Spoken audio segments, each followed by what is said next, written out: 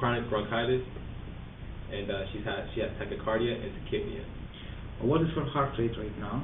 Her heart rate right now is 110, and she has a respiratory rate of 25, and she has a really high blood pressure. It's 150 over 112.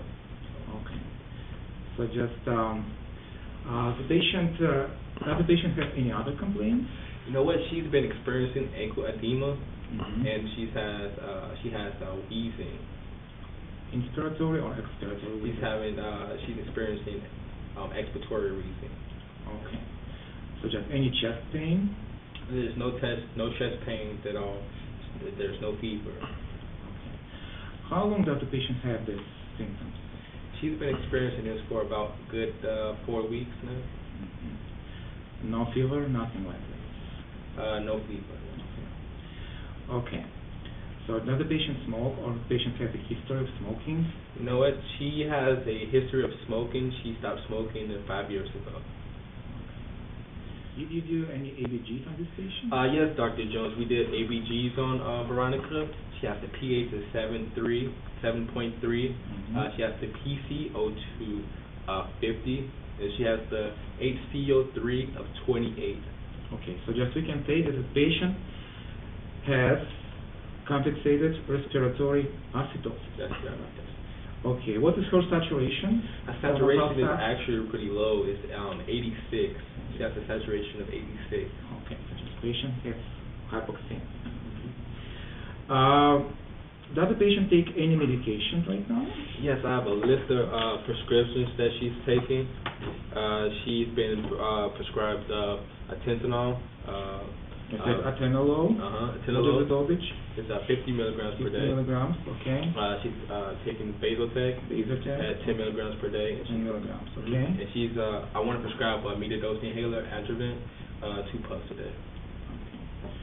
So just obviously that the patient has chronic bronchitis, and I'm surprised that the patient is taking atenolol right now because it's a beta blocker, it's cardioselective, but with particular dosage, the cardioselectivity could be lost. So just I suggest at that point to stop this medication and exchange it for another one. So just why not to treat her hypertension with hydrochlorothiazide?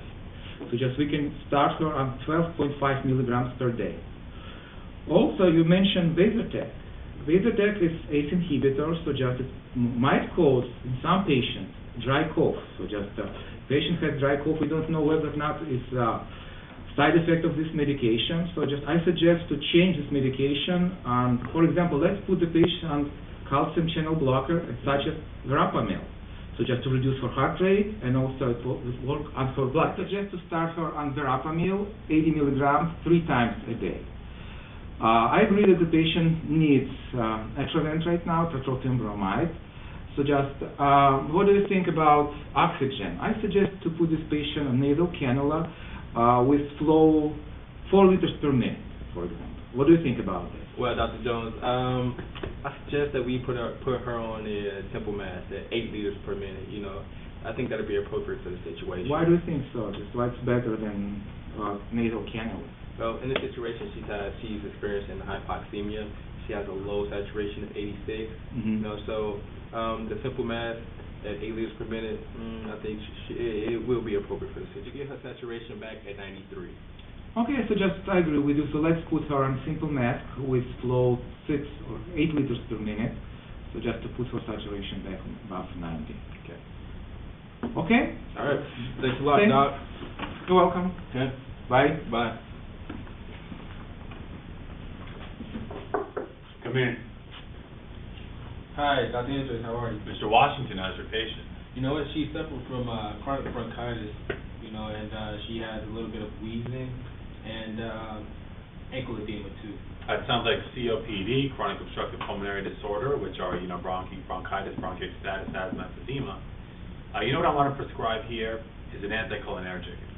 Normally we could prescribe a bronchodilator, but I'm going to prescribe Atrovent, which is also known as petroleum bromide. So in each bromide, give her two puffs 4 times a day. You know, but if she gets worse, we might want to prescribe Combivent or Duonet, which are a combination bronchodilator and anticholinergic. These work on the M1 through M5 receptors and lead to bronchodilation by inhibition. They have an affinity to the muscarinic receptors. So I think that'll improve her condition.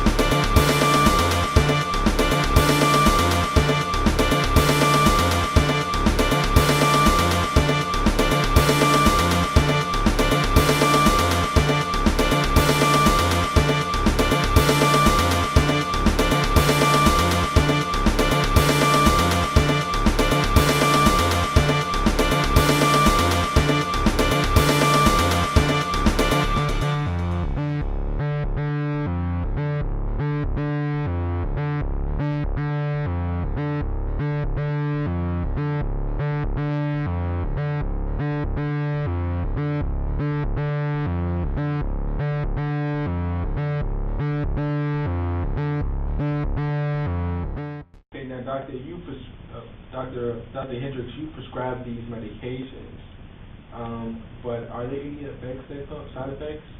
Well, with these inhalation devices, sometimes with the aerosol in the solution, if you do the combo vent, you get a blurred vision, bronchitis, breathlessness. Sometimes there's a headache. You always got to worry for the most horrible conditions, the most exacerbated ones. Could be nosebleed, something even worse than that. Nasal dryness, nasal congestion. So I say for right now, prescribe the Atrovent. If we need to down the line, prescribe the bronchodilator in addition with the Atrovent to get a Combivent or a Duonet going. That would be probably the most advantageous way to treat the patient. Okay. Hello, Sarah. How are you feeling? Can you sit up on me a little bit?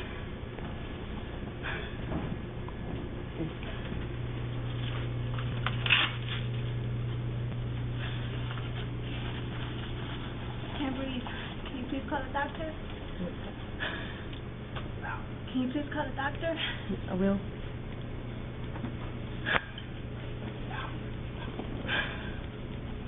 I can't breathe. What is it going to do? I can't breathe. This is not going to help me breathe. Okay, I'll go ahead and get the Please, call the doctor. Now for you. Okay. All right, ma'am. So do you feel better after the nebulizer treatment? Yes, I do.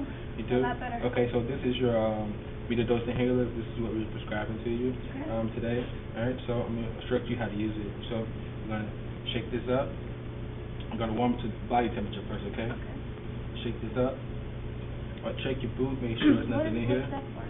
This is your boot. This is just to, this is your actual medication, okay? So I want you to check your boot, make sure you don't have any obstructions in here, okay?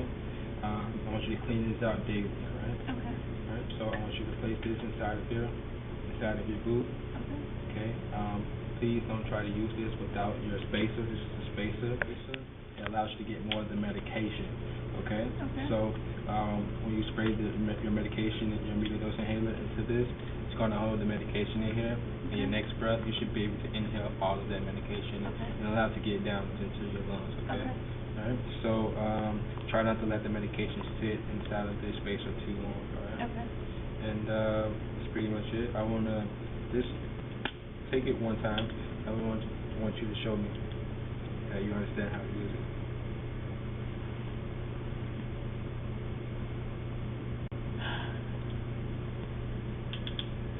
Okay, so I want you to take this 3 times a day, 2 puffs.